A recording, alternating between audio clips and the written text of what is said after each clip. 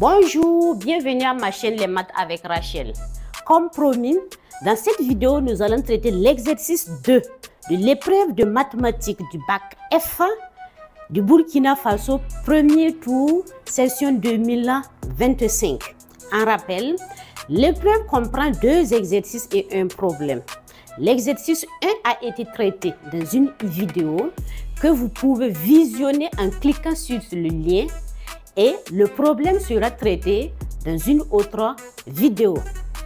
Mais avant de commencer avec notre exercice 2, je vous demande de vous abonner et partager autour de vous afin de nous donner de la force pour continuer.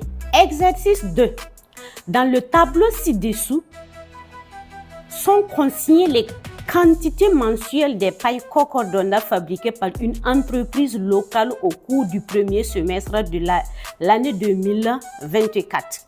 Donc voilà le tableau que j'ai eu à représenter. La première ligne, c'est pour le mois. Deuxième ligne, rang du mois, noté XI. Donc R pour rang, M pour mois, noté XI. La dernière ligne correspond au nombre de pailles produites, donc NPP.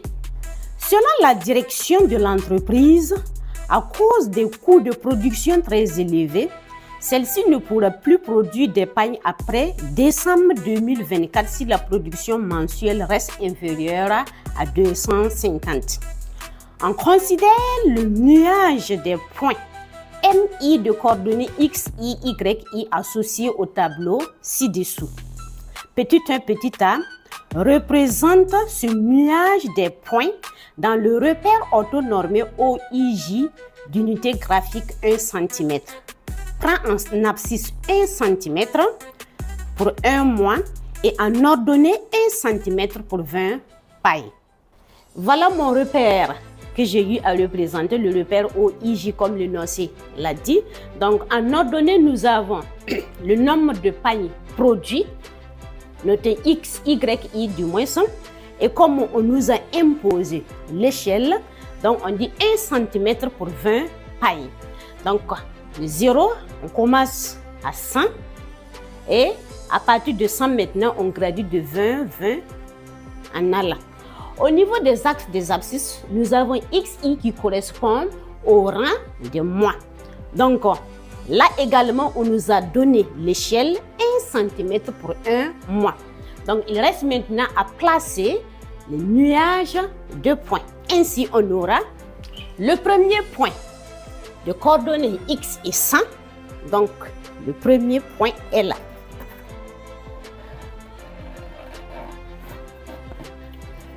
Le deuxième point correspond 2 et 110.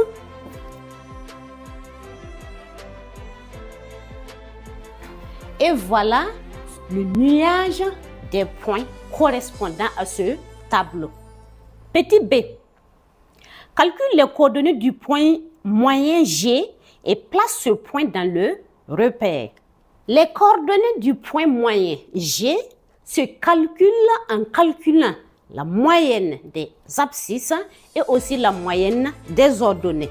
Ainsi, si on pose grand X l'abscisse de G, on aurait grand X est égal, on fait la somme de XI, donc on aura 1 plus 2 plus 3 plus 4 plus 5 plus 6 plus 7, le tout divisé par 7. Après calcul, on trouve grand X est égal à 4. En posant également grand Y égal à l'ordonnée de G, grand Y est égal à 100 plus 110 plus 160 plus 165 plus 170 plus 200 plus 215, le tout divisé par 7. Et après calcul, on trouve Y est égal à 160. Ainsi, GA pour coordonnées 4 et puis 160. On peut placer maintenant G. Donc 4, donc G qui est là, 4 et puis 160. Donc voilà mon point G. En petit 2 petit a, Calcule les coordonnées du point moyen G1 associé aux 4 premiers points du tableau. G1 étant le point moyen des 4 premiers points du tableau. Pour calculer les coordonnées de G1, on considère les 4 premiers points et on calcule la moyenne des abscisses, puis la moyenne aussi des ordonnées. Ainsi, en posant x1 étant l'abscisse de G1, x1 est égal à 1 plus 2 plus 3 plus 4 sur 4. Et après calcul, on trouve 10 sur 4 qui est égal à 2,5. Maintenant, y1. y1 est égal à 100 plus 110 plus 160 plus 165, le tout divisé par 4. Après calcul, on trouve y1 est égal à 133,75. Ainsi, les coordonnées du point G1 sont 2,5 et puis 133,75. En petit b, calcule les coordonnées du point moyen G2 associé aux 3 derniers points du tableau. Calculer les coordonnées du point G2, G2 étant le point moyen des 3 derniers points, revient à calculer les moyennes des abscisses des 3 derniers points et la moyenne des ordonnées des 3 derniers points. Ainsi, en posant x2, l'abscisse de G2, on aurait x2 qui est égal à 5 plus 6 plus 7 divisé par 3. Et après calcul, on trouve x2 est égal à 6. Et maintenant pour y2, y2 est égal à 170 plus 200 plus 215, le tout divisé par 3. Et en calculant ça, on trouve 193,33. Donc, G2A pour coordonnées 6 et puis 193,33. En petit c, place les points G1 et G2 dans le repère. Le point G2A pour coordonnées 6 et puis 193,33, ce qui me donne. Et le point G1A pour coordonnées 2,5 et puis 133,75, ce qui me donne G1 qui est à peu près là et G2 ici. Petit 2, petit d. Détermine une équation cartésienne de la droite G1, G2 et la tracer. Pour déterminer l'équation de la droite G1, G2, nous allons poser soit y qui est égal à mx plus p avec m différent de 0, c'est-à-dire la formule de l'équation réduite d'une droite.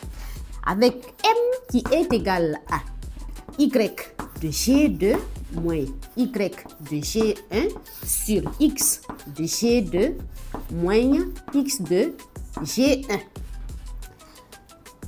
Et donc, m est égal à 193,33 moins 133,75 sur 6 moins 2,5. Après calcul, je trouve m qui est égal à 17,02.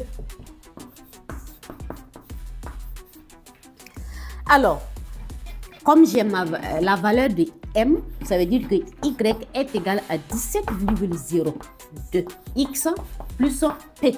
Il reste maintenant à déterminer la valeur de p. Et maintenant, comme G1 appartient à la droite G1, G2, cela veut dire que l'abscisse de G1 qui est 2,5. Donc 2,5 multiplié par 17,01. 17,02 du moins, plus P est égal à 133,75.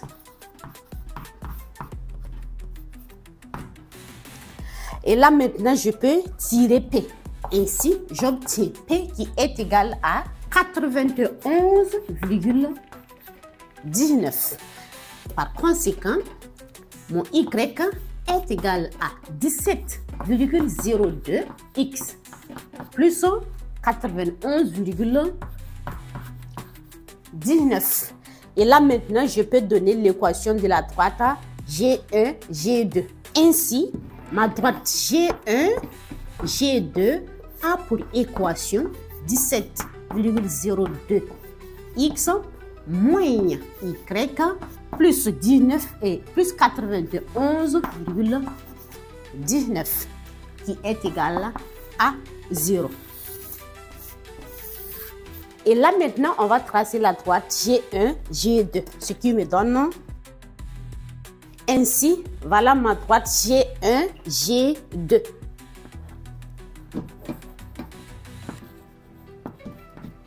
Il faut noter que vous n'êtes pas obligé d'utiliser l'équation, la formule de l'équation réduite pour pouvoir déterminer l'équation de la droite. Vous pouvez aussi calculer le vecteur G1, G2, choisir un point M de la droite, puis vous appliquez les conditions de collinéarité comme vous avez l'habitude de le faire. En petit 3, petit a, calcule le nombre des pailles produits en décembre 2024. Pour calculer le nombre de pailles produits en 2024, on va utiliser l'équation de la droite G1, G2 qu'on a eu à déterminer en petit 2.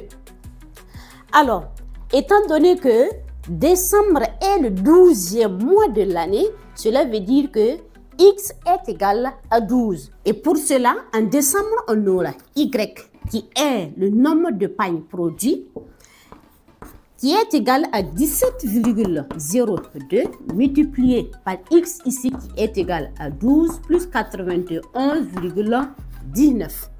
Et donc, Y après calcul me donne 295,43. Donc en décembre, j'aurai approximativement 295,43 pailles produits. La dernière question, petit b. L'entreprise continuera-t-elle sa production après décembre 2024? Justifiez votre réponse. D'après l'énoncé, si après décembre 2024, l'entreprise n'arrive pas à produire une quantité qui est supérieure à 250, l'entreprise sera fermée. Maintenant, ici, on voit que le nombre de pailles que l'entreprise a pu produire en décembre est égal à 295,43, qui est bien supérieur à 250. Donc, le nombre minimal qu'il fallait pour pouvoir continuer. Par conséquent, l'entreprise pourra toujours produire après décembre 2024. Car, comme justification, car 295,43 est supérieur à 250. Ainsi prend fin la correction de l'exercice 2 de l'épreuve de mathématiques du baccalauréat série F du Burkina Faso session 2025. Je vous remercie pour votre fidélité et votre soutien continu. À tous les candidats, je vous souhaite beaucoup de courage. Ceux qui ont réussi, toutes mes félicitations à vous. Ceux qui sont au second tour, beaucoup de courage à vous. Et à tous ceux qui sont ajournés, armez-vous de courage pour l'année prochaine. Merci bien et à très bientôt pour une nouvelle vidéo.